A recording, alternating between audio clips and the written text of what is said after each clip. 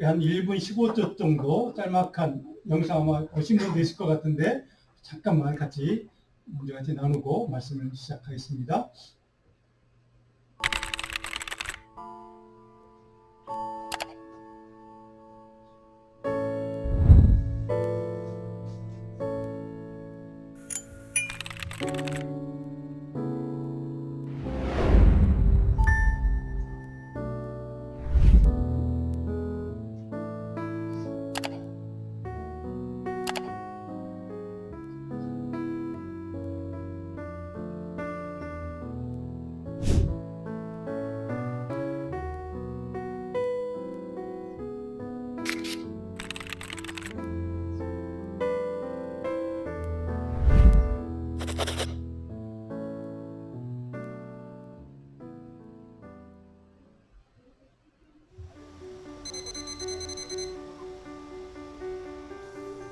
사흘 전? 나흘 전? 엄청 올 때 같이 여기서 건너가면 이걸 직접 보셨어요? 감동이었어. 비가 엄청 왔어요. 엄청 왔는데 일로 건너가시는데 여기 앉아서 보니까 울비를 입으셨어요. 그런데도 불구하고 우산을 씌우고 가는 거 자기는 홀딱 젖고 저 아가씨는 참 대단하네. 저런 마음을 어떤 마음을 갖고 있었어요. 세상에 천사야 천사. 보기 드문 며느리가 한다 생각을 했어요. 아가씨다고. 할아버지는 우비를 입으셨는데 자기 옷 저렇게 젖어가면서 집에 가서 한번 유튜브에 찾아보시면 할아버지. 여러분들이 끝까지 한 4분 정도 되는 내용인데 한번 보시면 좋을 것 같습니다. 어떤 분이 저 이제 자매 영상을 이렇게 찍어서 올렸는데 다들 보고 이제 뭐 천사다 이렇게 격려하고 하는데 이제 평소 가족들도 모르게 선행을 많이 하는 자매라고 합니다. 근데 저 자매 선행에 이제 관심이 있어서 알려지니까 많은 기자들이 언론사 기자들이 이제 저 자매를 좀 만나려고 접촉하려고 했는데 이따 저 영상 가운데 보면 이제 그 할아버지 그 끌고 왔던 할아버지를 그 할아버지는 만났습니다. 그래서 이제 인터뷰하는 장면도 나오는데요. 이제 할아버지에게 들어보니까 자매가 부산의 집 앞까지 이제 그 가시고 있는 목적지까지 식당을 가시는 길이었답니다. 할아버지는. 근데 드리면서 이제 식사하시라고 자매가 3만 원까지 복대에 담아서 찾아 넣어서 주고 이제 갔다고 하는 인터뷰 내용도 나옵니다. 그래서 저 자매를 만나려고 많은 사람이 기자들이 접촉을 시도했는데 본인은 그거 사양하면서 이제 그 친구를 통해서 전해온 기자에게 전해준 그 자매의 말은 이런 내용입니다. 자기는 기독교인인데 기독교는 당연히 선한 일, 착한 일이 아니고 그냥 당연히 할 일, 마땅히 해야 될 일이었다. 그래서 나는 그거 한 것뿐이다. 자신의 이야기가 언론이나 사진에 이렇게 드러나거나 알려지는 게 잘 원하지 않다. 그래서 인터뷰를 사용한다고. 그래서 부담된다는 이야기였습니다. 저는 저 영상을 보면서 두 가지를 깨닫습니다. 하나는 참된 그리스도인은 무엇인가. 우리가 아까 우리 찬양했던 가사처럼 사람이 드러나지 않는 것. 내가 드러나기보다는 주님이 드러나는 것. 그리고 또 한 가지는 마땅하다는 것. 크리스찬으로서 누군가를 돕고 사랑을 같이 나누고 베푸는 것은 크리스찬으로서 마땅한 삶이라는 것. 아마도 저 자매를 제가 만나본 적은 없지만 그 자매 마음속에는 늘 하나님에 대한 믿음 때문에 또 하나님의 구원의 은총 때문에 늘 감사하는 마음으로 충만하다고 저는 생각합니다. 그런 마음이 있기 때문에 저는 선행도 가능한 것이고 크리스찬으로서 마땅하게 행할 일일 뿐이라고 그렇게 그렇게 말할 수 있는 그런 삶을 사는 자매였다고 저는 믿습니다.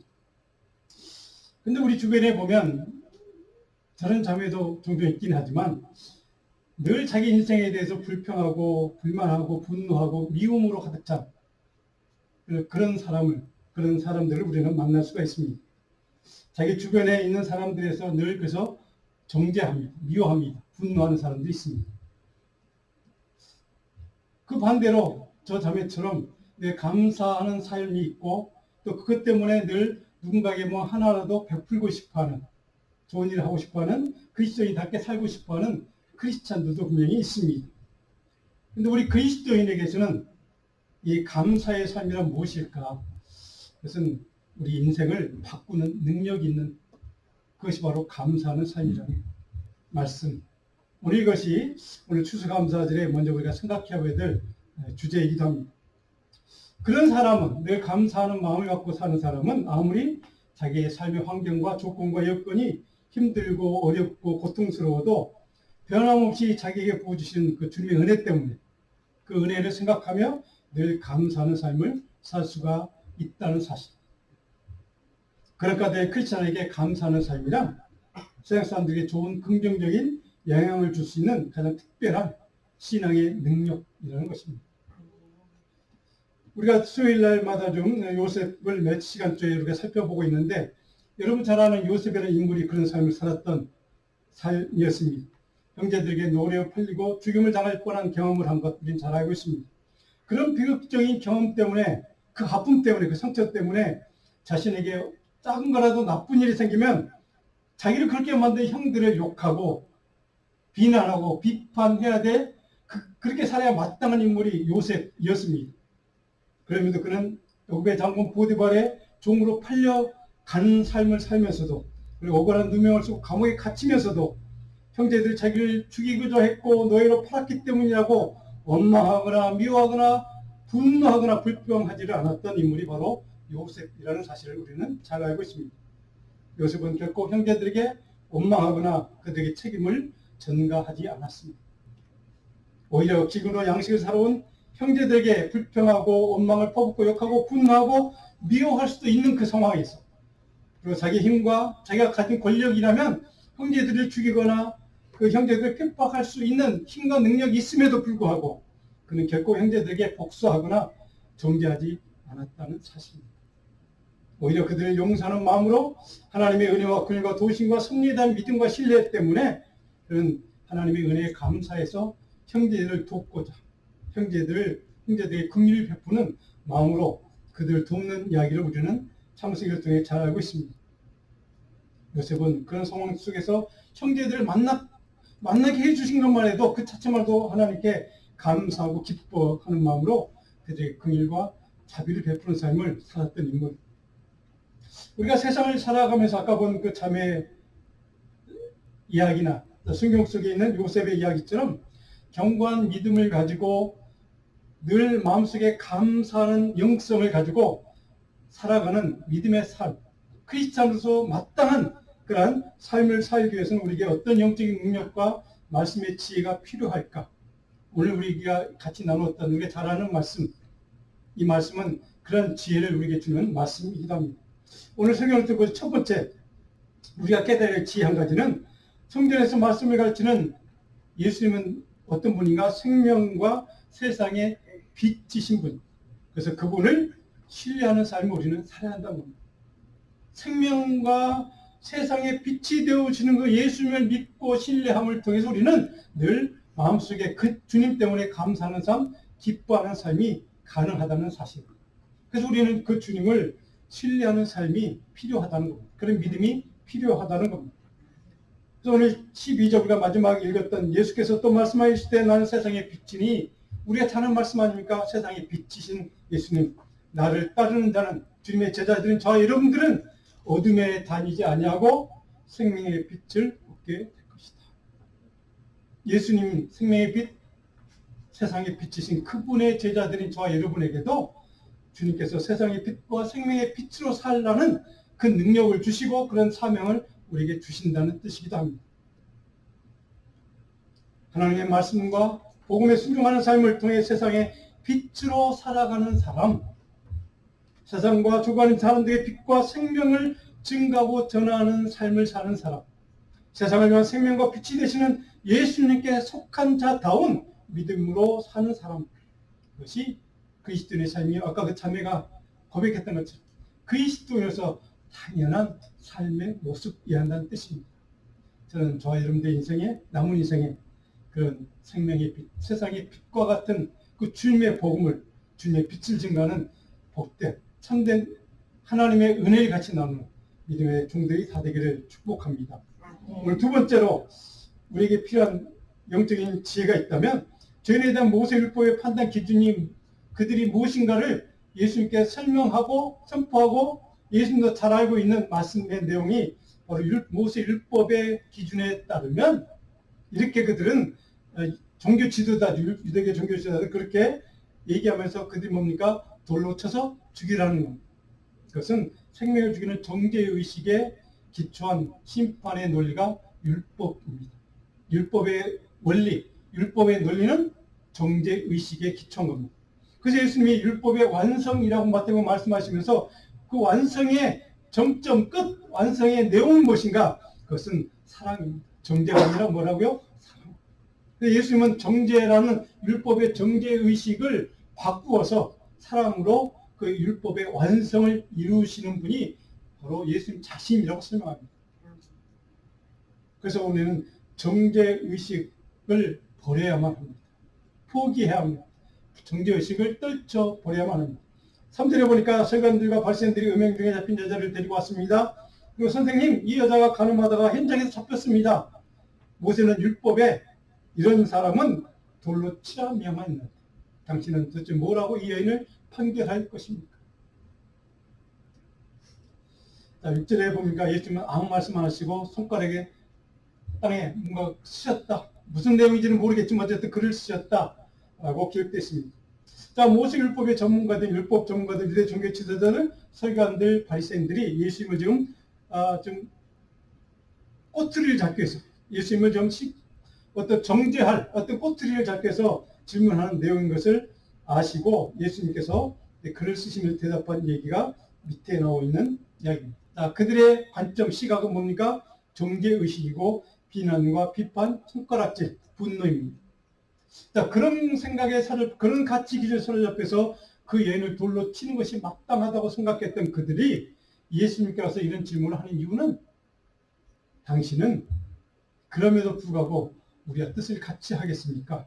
아니면 다른 논리로 우리를 설득하겠습니까? 자, 그들의 마음은 뻔하죠. 우리와 같은 생각이 아니면 당신은 죄인입니다. 모세율법에 분명히 그렇게 얘기했으니까, 가르쳤으니까 다른 얘기한다면 율법과 어긋나는 얘기이기 때문에 당신은 마땅히 선생이 아니고 메시아도 아니고 거짓 예언자입니다. 뭐 그런 생각으로 질문하는 이야기. 자, 그들 마음속에 또 한 가지 있겠죠. 그래, 나는 그래도 적어도 나는 내 삶은 적어도 율법을 어기지 않고 살아온 의로운 삶이야. 적어도 당신 앞에 서 있는 율법사인, 전문가인 나는 그래도 의롭다고 나는 스스로 생각해. 적어도 율법을 어기지 않았어, 나는. 그런 마음으로 예수님 앞에 지금 호전적인 생각으로, 도전적인 생각으로 지금 질문을 던지는 그들의 마음, 태도였습니다.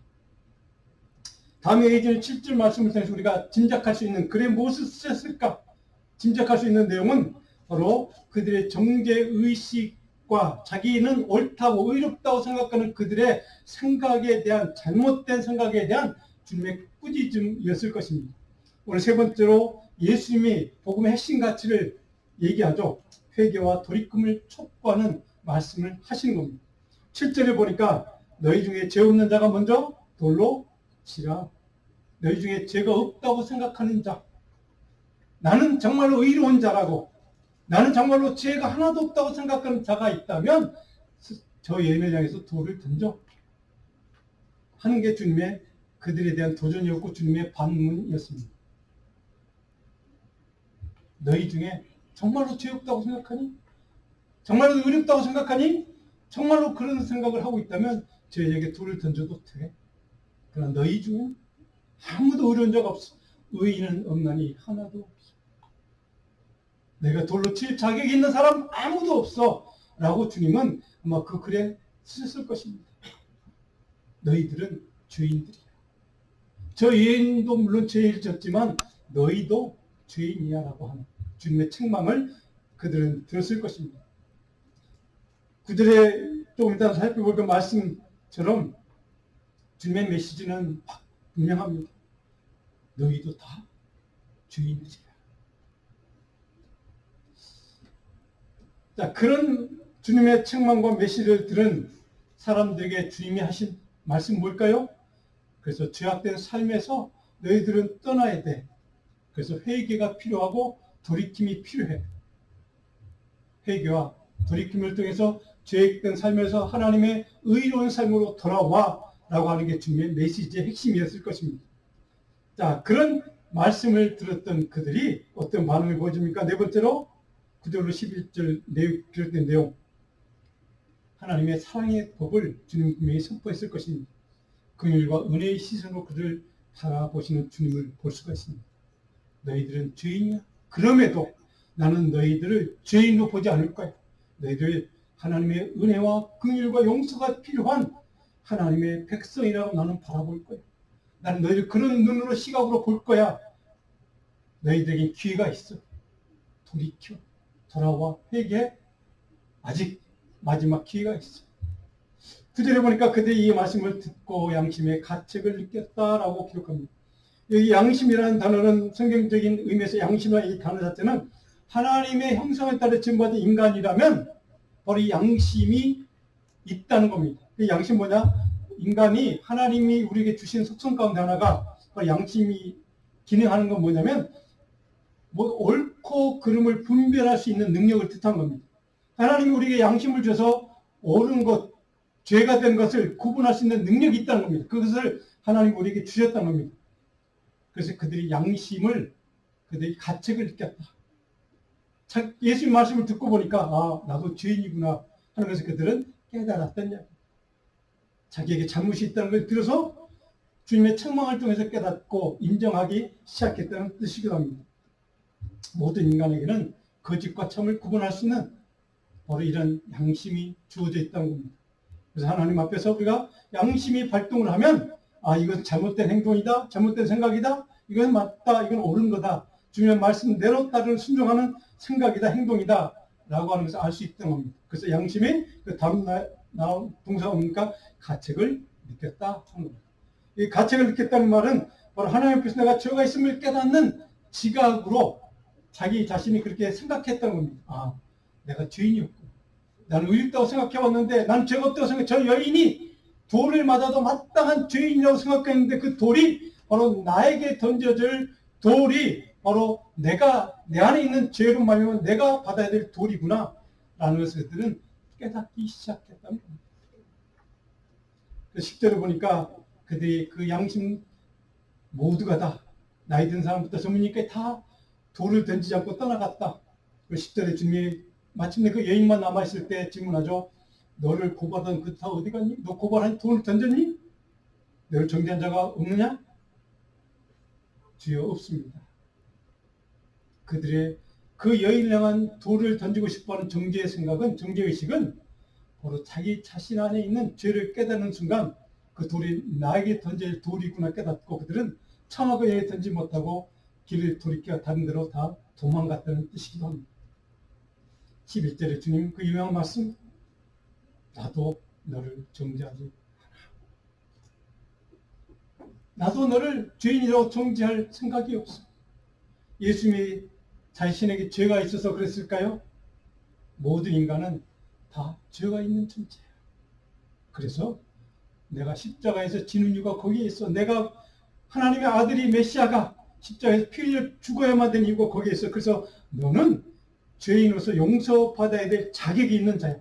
내가 너를 용서하는 용서만 받으면 너는 의인의 삶을 살 수 있어. 나도 너를 죄인이라고 정죄하지 않고 너를 하나님의 구원의 은총을 받은 하나님의 구원받은 자녀로 백성으로 내가 인정해 줄 거야. 너는 그런 기회를 받은 자야.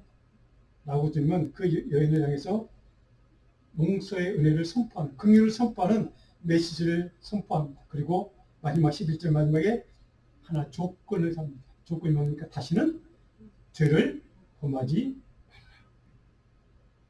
다시는 죄의 자리에 서지 말라. 다시는 하나님의 은혜 받은 긍휼을 체험하는 그 자리에 선 자들은 다시는 죄의 자리로 돌아가지 말라. 이것이 내가 너에게 요구하는 한 가지 조건이야. 그 여인은 그 순간 예수님으로부터 비난과 저주와 미움과 분노와 정죄의 시선이 아니라 따뜻한 용서와 사랑과 긍휼과 자비와 연민과 은혜의 시선으로 자기를 바라보는, 자신을 응시하는 주님의 사랑의 시선을 체험했을 것입니다. 그 사랑의 시선을 체험한 다음 다시는 죄를 범하지 말라는 이 예수님의 한 가지 조건을 듣고 그 여인은 돌아가서 어떤 삶을 살았을까요? 이 여인은 정말로 그리스도의 삶, 아까 우리가 보았던 그 자매처럼 그리스도에서 마땅히 살아야 될 삶을 그는 살았을 것입니다. 그것이 구원받은 자, 은혜 받은 자, 긍휼을 체험한 자의 감사하는 믿음의 삶이기 때문에 그렇습니다. 사랑하는 여러분, 저와 여러분의 삶이 이래야 마땅하다고 저 자매는 우리에게 가르쳐줬습니다. 죄의 자리, 죽음의 자리, 심판의 자리, 영원한 저주와 멸망의 자리를 떠나서 하나님의 용서와 긍휼과 은혜의 구원의 지경으로 돌아오라는 것, 이것이 주님의 메시지였습니다. 사랑하는 여러분, 오늘은 우리가 추수감사주를 지킵니다. 지난 한 해 동안 베푸신 하나님의 은혜를 생각하면 우리가 감사하지 않을 수가 없습니다. 때로는 힘든 일도 있었고 어려운 일도 당했고 예기치 않은 고난도 당했고 수술 받은 분도 있고 아픔을 경험한 분도 있고 여러 가지 인생의 어려운 문제를 경험한 분도 분명히 있을 것입니다. 저는 그런 의미에서 사람을 구분하는 여러 가지 기준이 있지만 특별히 감사와 관련해서는 두 가지로 사람을 좀 구분할 수 있다고 생각을 합니다. 여러분 잘 아시는 것처럼 늘 감사하며 사는 사람이 있습니다. 또 다른 사람은 감사할 줄 모르는 사람, 다른 말로 하면 감사가 없는 불평불만만 하는 사람이 있습니다. 영상 속 저 자매, 성경 속 요셉은 하나님의 섭리에 순종하는 믿음을 수여한 사람들이었습니다. 그리고 그들은 아무리 자신에게 불리한 상황, 힘든 상황, 어려운 상황에서 늘 감사할 줄 아는 믿음의 사람이었던 것을 우리는 보게 됩니다. 그런 사람들은 어떤 순간에도 하나님이 자신에게 베풀어 주신 그 은혜와 긍휼과 도움의 손길 그것만 기억하며 사는 사람도 있습니다. 그래서 그것을 감사하는 사람들, 그것은 늘 감사할 줄 아는 사람. 그런 믿음과 마음으로 다른 사람들의 죄와 실수와 허물과 부족함에 대해서도 정죄하거나 불평하거나 미워하거나 분노하는 삶이 아니라 이처럼 긍휼과 자비와 용서와 은혜를 베푸는 삶을 살 수 있는 사람. 오늘 본문에 등장하는 여인 또한 그런 은혜를 경험했고 그의 삶은, 그 여인의 삶은 성의 자산 기록은 없지만 분명히 바로 그런 긍휼과 은혜와 자비를 나누는 삶을 살았을 것입니다. 주님 앞에 다시는 죄인의 자리에 서지 말라는 주님의 그 명령 앞에서 그 여인은 분명히 결단했을 것입니다. 내가 다시는 용서와 긍휼과 은혜의 자리를 떠나지 않겠노라. 내가 다시는 악한 죄의 자리에 서지 않겠노라. 그리고 회개와 돌이킴의 결단을 하고 돌아갔을 것입니다. 사랑하는 여러분, 우리가 그리스도를 살면서 아까 우리 장로님 기도하신 것처럼 참 험난한 일도 만나고 경험하고 어려운 일들, 우리를 괴롭히는 사람도 만나고 사는 것이 인생입니다. 그런 순간을 만날 때마다 우리가 분노하고 똑같이 손가락질하고 욕하고 화내고 그런 삶을 산다면 우리 마음속에 평안이 찾아올 순간이 없을 것입니다. 늘 불안하고 늘 불평하고 불만한 삶이 될 수밖에 없을 것입니다. 우리가 신앙생활하면서 성경의 인물들을 통해서 배우는 영적인 지혜가 있다면, 요셉을 통해 우리가 깨닫는 지혜가 있다면 바로 우리는 우리의 삶의 환경과 여건들을 우리 손으로 컨트롤할 수 없다는 것을 우리는 인정해야만 합니다. 내 삶의 환경, 주어지는 여건들, 오늘도 우리가 변화할 수도 있고 다른 결과로 이끌어갈 수는 있지만 온전히 우리 삶에 주어지는 인생의 시간들을, 사건들을 우리는 결코 우리 생각과 뜻대로 내 손대로 내 입맛대로 조정할 수 없는 연약한 존재인 것을 우리는 인정해야만 합니다. 그래서 우리는 감사가 가능합니다. 왜?